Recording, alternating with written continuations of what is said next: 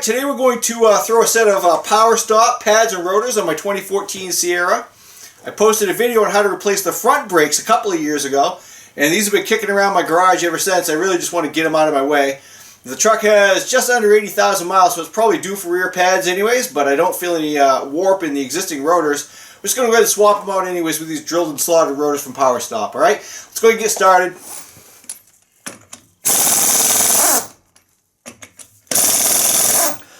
Alright, so as you can see, I have the vehicle up off the ground. I've got the weight supported by a jack and jack stands to be safe. I've got the wheel off, obviously. 22 millimeter on those lug nuts. We're going to come around to the back side here, and we're looking at those 18 millimeter bolts right there. Okay, so obviously you could use an impact wrench with a universal to get the top one, and you can get the bottom one straight up. But if you don't have an impact wrench, in this case a little bit of extra torque helps, so you can get a pipe and put it on the end of your 1/2-inch ratchet like I've got here, and there's plenty of room in the wheel well. So let me get the camera positioned so you might be able to see some of it.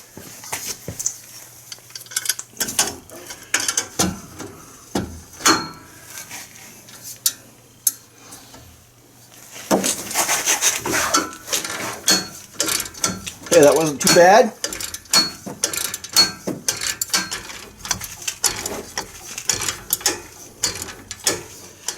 Alright, so here's the bottom one. Okay, now I want to show you real quick. We're not doing these caliper pin bolts, okay? We're doing these caliper mounting bracket bolts. So make sure you're removing the right ones. And again, I've got my 18 millimeter socket on a ratchet with a pipe for a little extra oomph. And once you break it free, you can probably remove the pipe.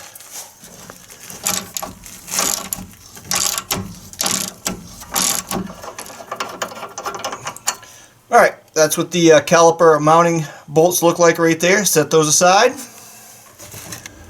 Okay, once you have both caliper bolts removed, we're going to take a hammer and sort of gently tap the caliper off from the disc. The rotor sometimes will develop a ridge. This one's not too bad, but you know, you have to basically get the pads to come out over that ridge. Okay. You want to support the caliper so that when it does break free, you're not going to be supporting the whole weight of the caliper on the brake hose.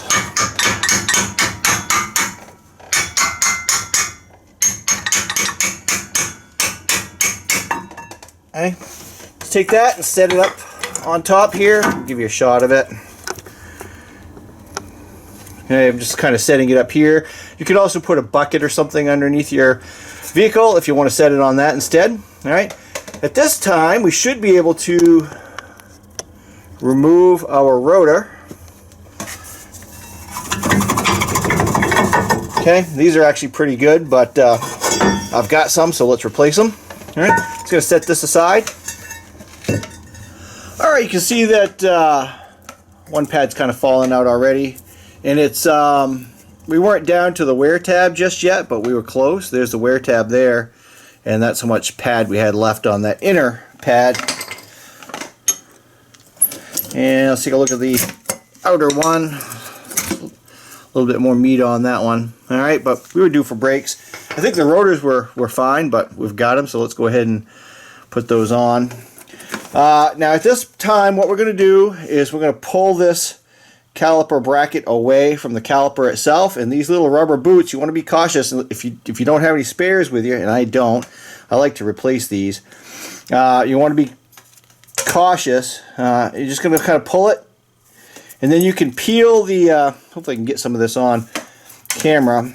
As you pull it away, you're going to take your thumb, you could use a screwdriver or something, but you don't want to rip your boot.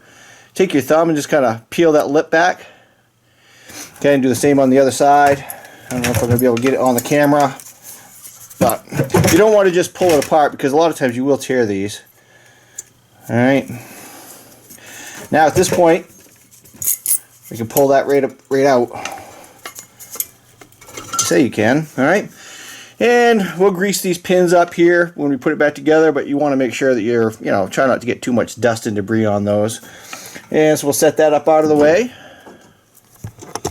Alright, so I'm a little disappointed in that the new brake pads usually come with these clips, and I believe they did. I have to go back and watch the video. I believe they did come on the front pads, but my rear pads don't include these clips. I like to replace these, so we're going to have to utilize these. These are not too bad.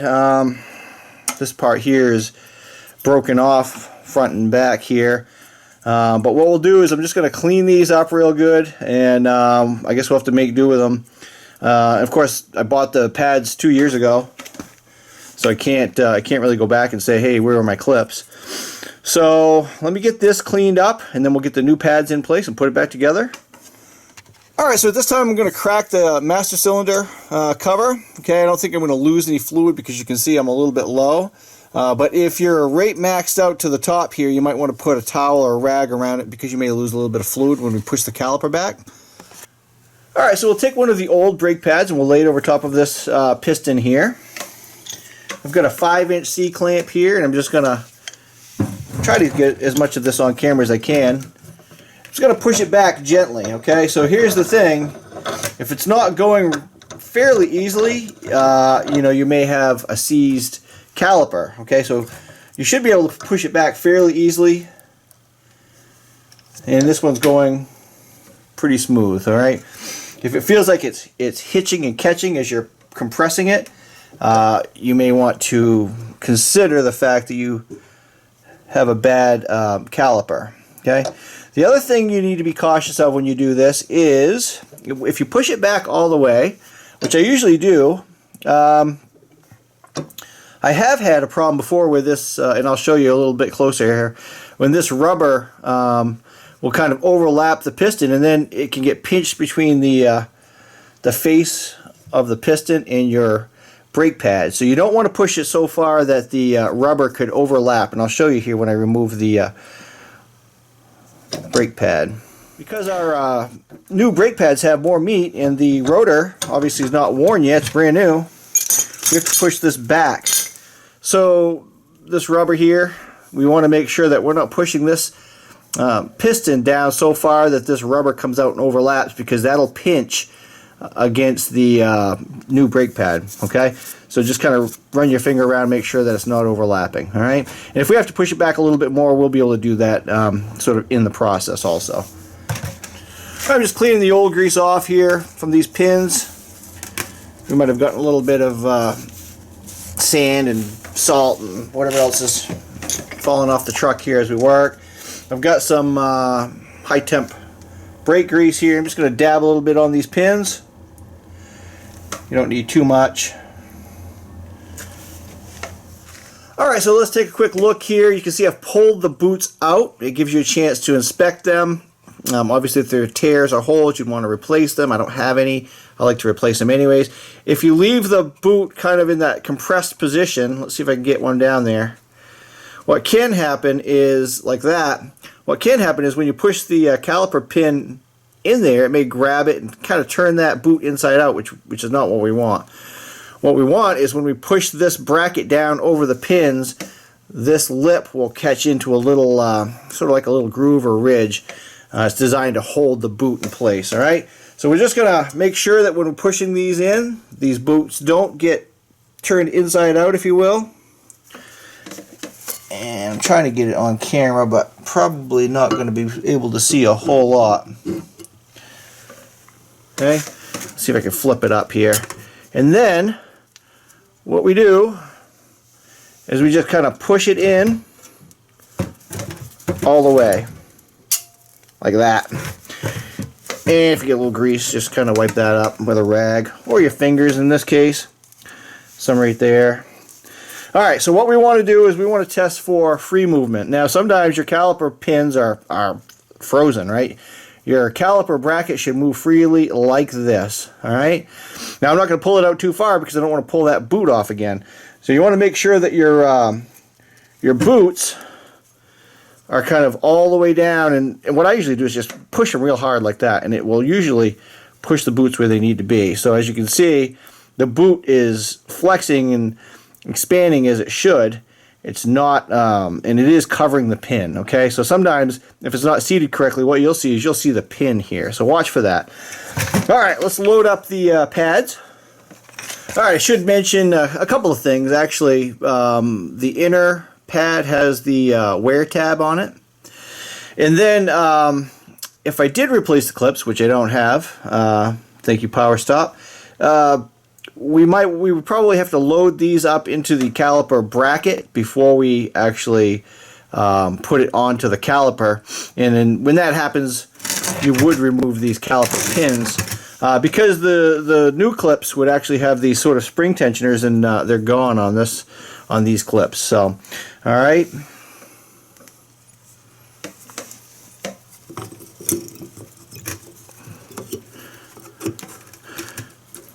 And just sort of slide it into place here. Now, keep in mind, we have to slip this over our new rotor. So when I start mounting, and it's going to be tough to show, when I start mounting the whole caliper assembly, the caliper bracket and everything, I'm going to compress this floating bracket, because you can see what happens if it pulls out. It's going to leave less gap here, so we need to push this in, and then we'll push our pads back as far as we can, and that should give us enough gap to slide over the new rotor. Alright, which at this time I need to go grab, so I'll be right back. Alright, so on these drilled and slotted rotors, they're labeled rear passenger side, rear driver side, so make sure you're putting the right rotor on the right side. And then the other thing is, these ones are nice and clean, but oftentimes what you'll get is they'll be covered with anti-corrosion grease and then kind of wrapped in plastic. You would need to take brake parts cleaner or something and spray them down, but I'm not going to bother with this one because it's nice. Alright, let's go ahead and get the caliper mounted. Alright, so remember, I'm trying to compress this so we can keep as much of a gap between the pads as possible. And you also want to make sure that your brake hose is not twisted.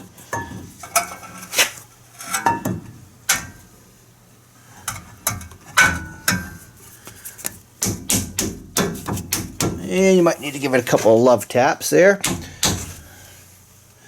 What we'll do now, it's going to be tough for you to see, I'm going to put the bolt in. I'm going to try to find the threads. I'll wiggle it around and kind of see if we can get it started. If you get one, then you have a pivot point for the next one. So I'll try to get the top one started here.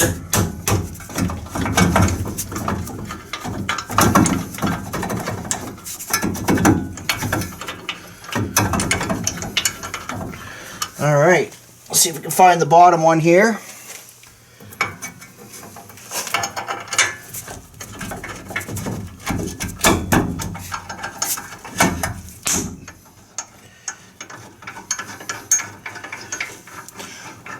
Alright, I'm going to grab my ratchet. We'll tighten these down. Alright, so again, these are 18mm bolts. And you're going to want to tighten them down pretty good. You can certainly look up the torque spec, but I always say tighten them down enough so they don't fall off, but you obviously don't want to break anything. So what I will do is I'll put a pipe on this ratchet and put some weight into it. Obviously, the larger the bolt, the more you can put into it.